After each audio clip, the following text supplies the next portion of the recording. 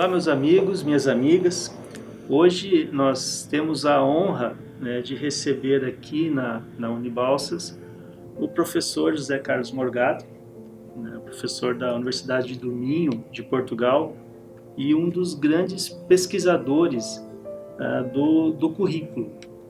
O professor José Carlos Morgado é licenciado em Biologia pela Faculdade de Ciências da Universidade do Porto, e doutorado em Educação com especialidade em Desenvolvimento Curricular pela Universidade do Minho.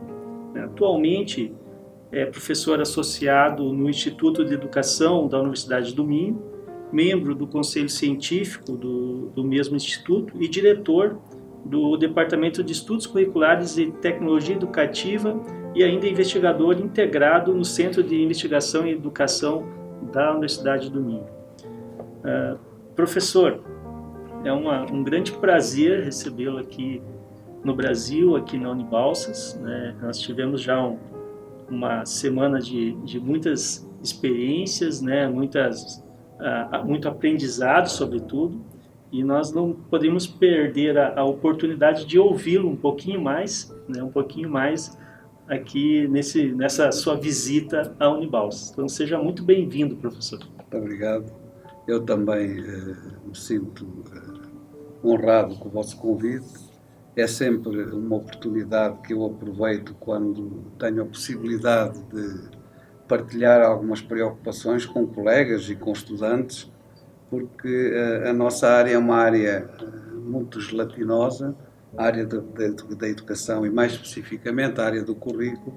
São áreas que nunca estão fechadas, estão sempre em aberto e, portanto, a reflexão e o debate permitem que estas áreas mantenham o seu dinamismo e que acabem também por se enriquecer, porque é desta reflexão conjunta que normalmente o conhecimento se vai consolidando e vai avançando. Portanto, eu também agradeço o vosso convite para poder vir aqui falar sobre alguns desafios e algumas mudanças que hoje se colocam à escola, independentemente de estarmos no Brasil, no Maranhão, ou de estarmos no Rio de Janeiro, ou em Nova Iorque, ou em Lisboa, ou em Braga, que é a minha terra de trabalho e onde eu vivo.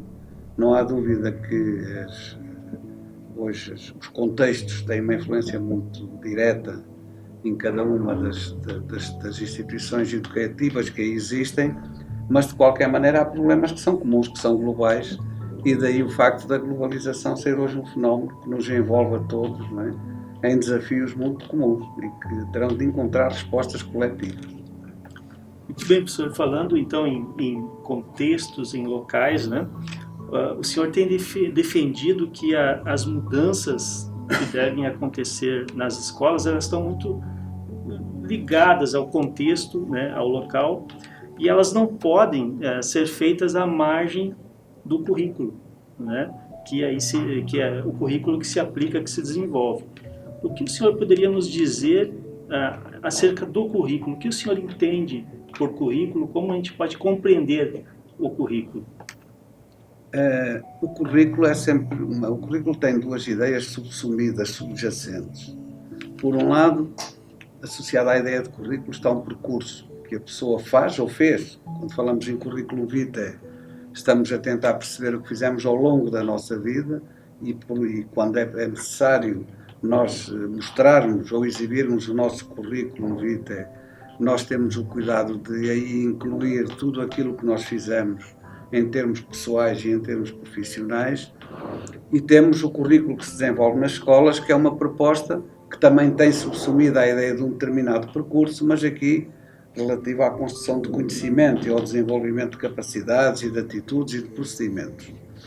No entanto, há uma característica que marca o currículo escolar, é que o currículo escolar é um conceito muito polissémico e, portanto, como é um conceito polissémico, não há uma definição única capaz de nos dizer o que é o currículo. Há um conjunto de definições que se entrecruzam e que, por incrível que pareça, em vez de tornarem o campo mais frágil e mais fraco, não é mais frágil e pouco dinâmico, pelo contrário, estas várias perspectivas que nós temos acerca do currículo acabam por fortalecer o campo curricular e acabam por torná-lo, cada vez mais alvo da atenção dos estudiosos que desenvolvem os seus trabalhos em torno do currículo. Quando eu falo em currículo escolar, eu tenho que ter a noção de que este conceito também foi mudando ao longo do tempo. Eu prefiro muito o conceito de currículo que nos remete para um conjunto de aprendizagens que, num dado contexto, são consideradas como necessárias e essenciais para a integração do indivíduo. Quem perfilha este conceito de currículo, Maria do Céu Roldão, José Augusto Pacheco, o próprio António Flávio Moreira, todo um conjunto de investigadores e estudiosos que têm feito também do campo do currículo o seu campo de trabalho. E, portanto, esta polissemia e esta ideia de currículo como uma proposta, um caminho a fazer, fazem dele um projeto. Só que este conjunto de aprendizagens consideradas essenciais e necessárias foi mudando ao longo do tempo. E durante muito tempo, a escola tinha um objetivo muito definido, uma finalidade muito clara, que era que os estudantes adquirissem um conjunto de conhecimentos que depois poderiam ou não aplicar na sua vida futura. Nesta altura, o currículo era visto essencialmente como um conjunto de conteúdos que a escola devia passar aos alunos durante o seu desenvolvimento. Percebeu-se que este conceito de currículo não serve para os dias de hoje. E porquê? Porque hoje vivemos numa sociedade e num mundo que é marcado sobretudo por um conjunto de mudanças inéditas e por um conjunto de transformações profundas a que se associam também um conjunto de incertezas. E, portanto, o que fazem do currículo deixar de ser tanto um produto que está pré-fabricado e que compete à escola passar aos alunos, para passar a ser visto como uma proposta educativa, um projeto formativo que é necessário desenvolver em conjunto com os alunos. O que quer dizer que o currículo ganha aqui a dimensão de um projeto que é feito e desenvolvido em termos coletivos, ok? Podia ainda dizer, aqui mais 2 ou 3 notas, que é através do currículo que as pessoas se escolarizam, que o currículo é um processo através do qual nos permite afirmar valores e desenvolver competências, dizer que é um projeto social, porque é através do currículo que a sociedade pede à escola que responda a um conjunto de demandas que considera essenciais, dizer ainda que o currículo é também uma construção cultural, que é um padrão de conhecimentos e de culturas, de tradições, que normalmente são preservados e são partilhados com as gerações mais novas. Há de reparar que eu não gosto muito da palavra transmissão, porque eu associo um pouco a transmissão à memorização dos conhecimentos, e esse é um paradigma educativo que está um pouco arredado, não é, das pretensões agora atuais. Não deixando de dizer, como eu costumo dizer muitas vezes, sem currículo não há educação. Portanto, a educação é um processo de desenvolvimento da pessoa e é através do currículo que ela desenvolve que ela poderá, em termos intelectuais, afetivos, motores, ter um desenvolvimento integral e equilibrado. Portanto, qualquer escola sem currículo não existia, não tinha razão de existir. Não sei se eu fui claro naquilo que pretendi ouvir, mas esta é uma ideia mais geral do que é o currículo. Sim. Mas então, professor, para que o currículo escolar, né, possa desempenhar as funções, né, às quais o senhor se referiu, quais seriam então os elementos básicos, né, a partir dos quais se pode, vamos dizer assim, definir o currículo? Sim, se eu há pouco disse que o currículo é a razão de existir da escola, isto é, não faz sentido haver uma escola, haver uma sala de aula, se não houvesse um currículo que estivesse subjacente a este espaço, que será até um conjunto de intenções a tornar realidade. Terei também de dizer que um currículo não se constrói no vazio. E, portanto, quando eu digo que o currículo será um conjunto de aprendizagens que são consideradas válidas num determinado contexto, eu aqui tenho em jogo, a priori, 3 elementos. Aquilo que a sociedade pede à escola para que os seus estudantes desenvolvam, e, portanto, a sociedade será aqui um elemento fundamental. Aquilo que eu quero que os estudantes adquiram ou construam, que são os conhecimentos e um conjunto de procedimentos que os identificam com um determinado contexto. Estaria aqui a falar num outro eixo curricular que chamaríamos de conhecimento ou de cultura. e ainda a quem se destina o currículo, isto é, o estudante, o aluno. Vários estudiosos, Piaget foi um deles, que nos falou na necessidade de compreendermos que ao longo do seu desenvolvimento a criança e o jovem e depois o adulto passa por determinados estádios de desenvolvimento, o que implica que um currículo tenha que atender ao estádio em que cada criança e cada jovem se encontra no momento em que se elabora. E, portanto, estes têm sido os 3 pilares que têm sido, embora exista um conjunto mais alargado de elementos que podem ser invocados como sendo necessários para construir um currículo, estes 3 têm merecido a concordância da grande maioria dos autores. E estou-me a referir, por exemplo, ao William Painter, referi há pouco ao Alfredo António Flávio Moreira, Maria do Céu Roldão, Zé Augusto Pacheco, Tomás Tadeu da Silva, José Gimeno Sacristã, Michael Apple, entre outros, que consideram que estes são os pilares a partir dos quais o currículo se deve desenvolver.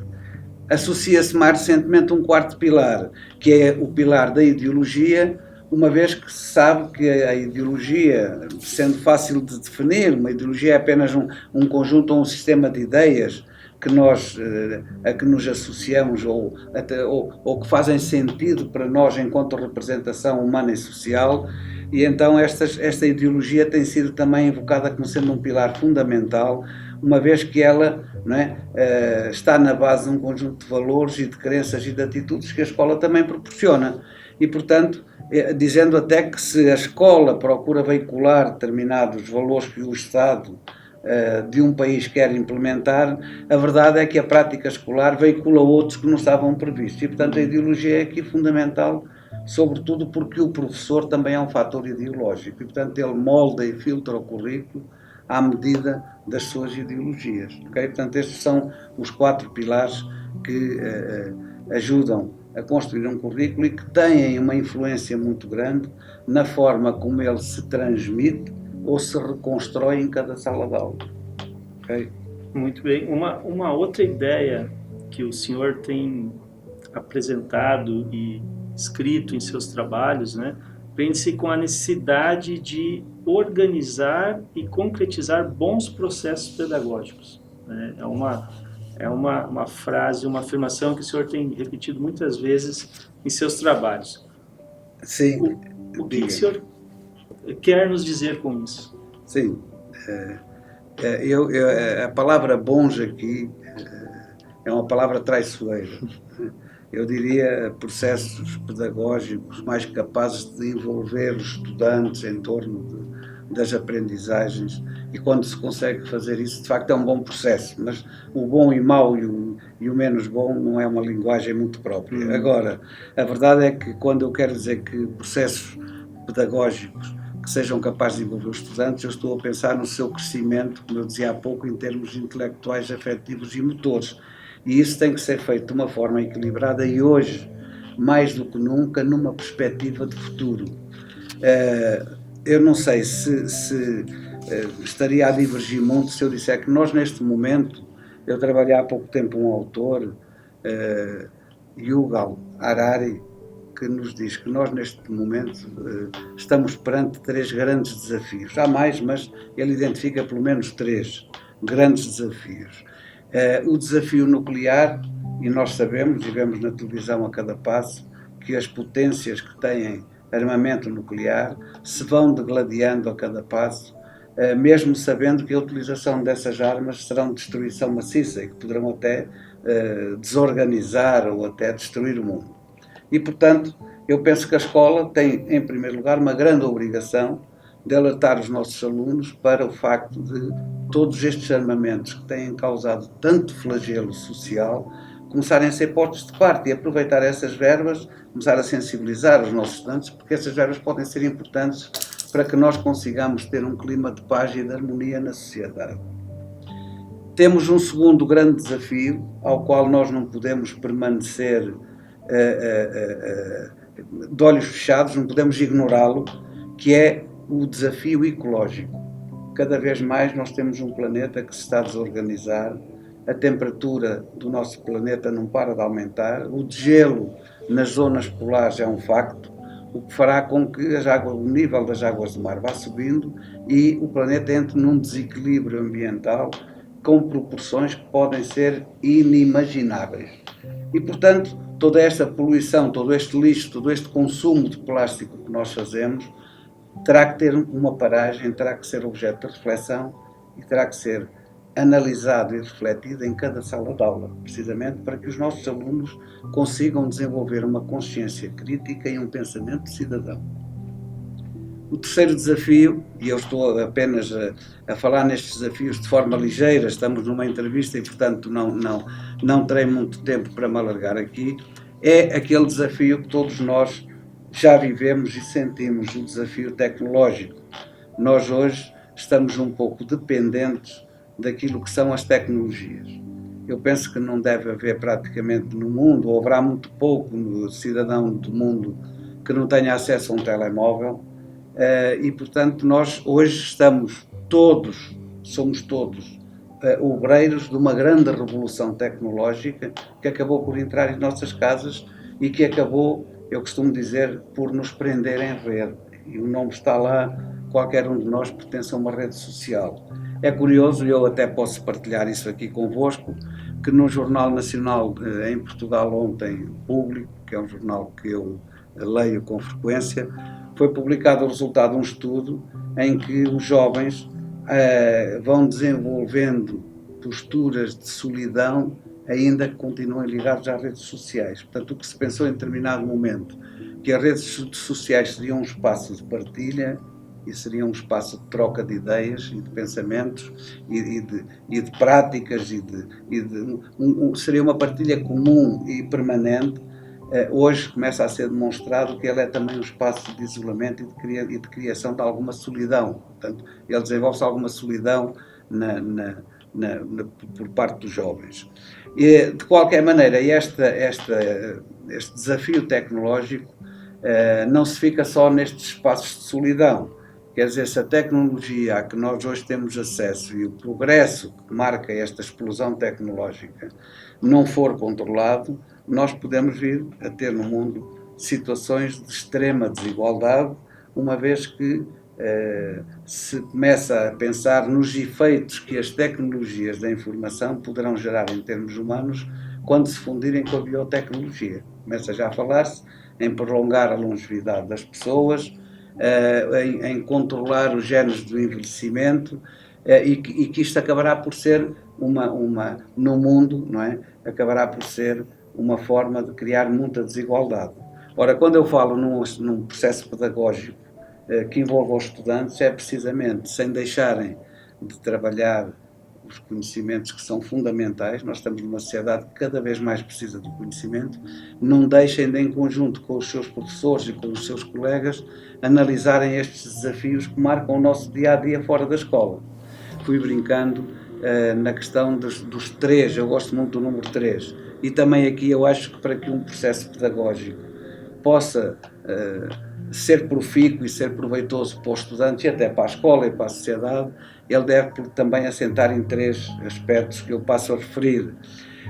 Primeiro, ele deve fazer da informação e do conhecimento o eixo central do processo de ensino-aprendizagem e tentar ajudar os jovens a perceber que este conhecimento é o que os vai conseguir permitir inserir-se e intervir na sociedade a que pertencem.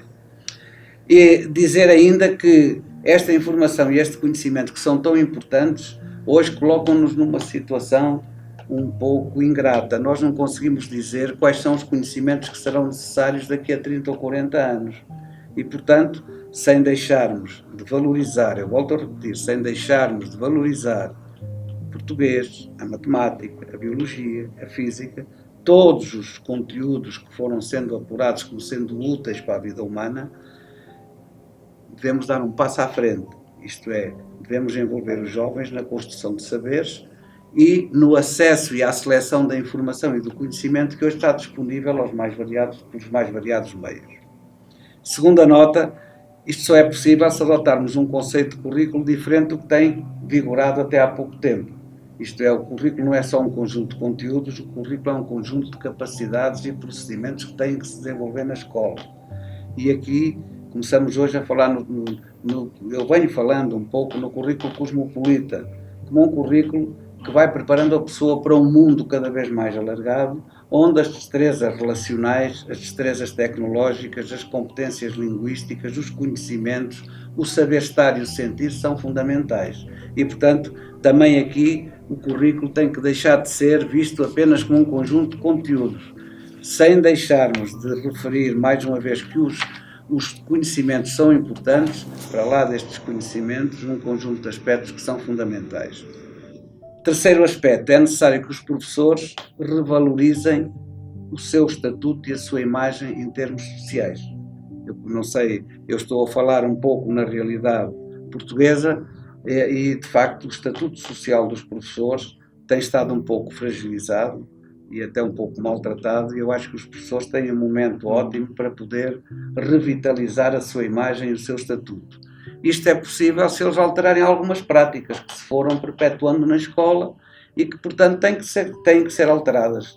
Têm algumas rotinas, temos que romper com algumas rotinas, e isto passa pelo trabalho em colaboração com os nossos colegas e, sobretudo, pelo envolvimento dos alunos, quer na programação, quer na realização, não é, das atividades letivas. Pensando bem que um programa não é o currículo, o programa é um conjunto de aspectos, é um instrumento que poderá servir para que o currículo aconteça. O currículo, como foi a primeira questão que me colocou, eu estou a chegar quase ao fim da minha intervenção dizendo que o currículo é, sem dúvida, um conjunto de aprendizagens. E se nós conseguirmos definir estas aprendizagens que devem ser feitas por todos os alunos, que devem ser cumpridas, eu penso que encontramos um conceito de currículo que nos serve a todos. E professor, da mudança de perfil do nosso estudante e até do nosso professor, né, como então a gente trabalhar o currículo para que a gente possa proporcionar um maior protagonismo para o estudante no processo da aprendizagem e que a gente passe também a ter uma importância maior para a prática e não apenas para a teoria. Como trabalhar o currículo nesse contexto, nesse cenário? Sabe, na linha do que eu venho dizendo, um dos maiores, aliás, eu escrevi isto num texto há uns anos, nós temos que fazer uma análise do trabalho que desenvolvemos, uma vez que estamos no campo das relações humanas, e portanto nós temos que ir pensando nas relações que vamos estabelecendo com os alunos, se estas relações tornam os alunos mais integrados e mais felizes. Sabem que a escola, eu acho que devia ser um lugar de felicidade, mas por vezes é um lugar infeliz, é um lugar em que há pessoas que sofrem no tempo que têm que estar na escola, e isto deve nos preocupar. E quando nós dizemos assim, os alunos dizem que as aulas são muito teóricas, as aulas não lhe dizem muito, permitem-nos concluir, há vários estudos que demonstram o que eu lhe vou dizer, permitem-nos concluir que uma das maiores causas de insucesso na escola é que os alunos nem conferem sentido nem utilidade àquilo que aprendem. E, portanto, para eles é um sacrifício estar a trabalhar conteúdos e estar a trabalhar ou estar a realizar atividades que lhe dizem muito pouco, não é? Em termos de futuro. Eu penso que, sem desmerecer um conjunto de conhecimentos e de saberes e de atividades que é preciso concretizar, uma vez que elas fazem parte de um programa, se quiser, um programa disciplinar, várias disciplinas que são reconhecidas como sendo essenciais na formação do indivíduo, sempre que seja possível, o professor deve partir da experiência dos alunos. Eu aqui falo em contextualização curricular, esta é uma aspiração de quem é do currículo. Quanto mais contextualizarmos o currículo, mais nós conseguimos que o aluno se sinta integrado, porque o aproximamos das suas experiências de vida, e quanto mais nós conseguirmos aproximar e envolver os alunos, mais fazemos deles protagonistas, porque durante muito tempo, não é? Eu lembro aqui a célebre perspectiva bancária de educação, de que tanto nos falou Paulo Freire, quando o aluno, durante muito tempo, foi visto apenas como o fiel depositário dos conhecimentos que o professor levava para a aula ou que estavam no manual. Essa perspectiva hoje está ultrapassada. Hoje nós precisamos que cada aluno, cada estudante, cada pessoa seja participante de um processo em que ele vá construindo e reconstruindo os seus saberes e que lhe vá conferindo sentido e utilidade. Quando nós conseguimos fazer isso, a escola passa a valer a pena. Okay? Quando não conseguimos a escola, eu aqui ia referindo há pouco, que eu escrevi num texto, ainda não há muitos anos, que as crianças quando entram na escola pequeninas, entram a fazer perguntas, elas querem saber tudo. Quando saem no fim do ensino médio, do nosso ensino secundário, elas já só sabem dar respostas, já não perguntam. Ora, quando não se pergunta, não há curiosidade e, portanto, a escola foi formatando os alunos para se tornarem pouco questionadores, portanto, não questionam, e para se formatarem em termos de dar respostas daquilo que se lhe pede. Não há pior caminho para uma sociedade que precisa de sujeitos que sejam empreendedores, criativos e interventivos. E isso começa na escola. Okay? Às vezes não é fácil o que eu estou a dizer, é fácil, se calhar, enunciar um conjunto de princípios e de ideias. Eu sei que é difícil, mas acredito, e tenho prova disso, que não é impossível. E como não é impossível, vai depender um pouco daquilo que nós quisermos fazer da nossa educação, como sendo um espaço público interventivo de todos e para todos. Muito bem, professor. Gostaria, não abusando da sua disponibilidade, né? Eu gostaria de agradecer novamente a sua presença, sua participação, por ter aceito o nosso convite de estar aqui na Unibalsas. Foi uma semana assim muito, muito agradável e, sobretudo, muito aprendizado. E eu gostaria de dizer que a Unibalsas estará de portas abertas aí para suas próximas vindas ao Brasil, né? A Unibalsas é sua casa a partir de agora também, professor. Muito obrigado, eu também agradeço, senti-me muito acolhido e desejo sinceramente que esta universidade nova, que continue o seu caminho de crescimento e que amanhã seja uma referência local e nacional aqui no Brasil, porque tem estado a dar passos seguros, passos fortes, mas seguros, embora isto leve algum tempo, não é? Até conseguir ser reconhecida como uma referência, mas eu tenho a certeza que vai ser reconhecida como uma referência de construção de conhecimento e de bem-estar social. Muito bem, muito obrigado, professor. Então, até a próxima.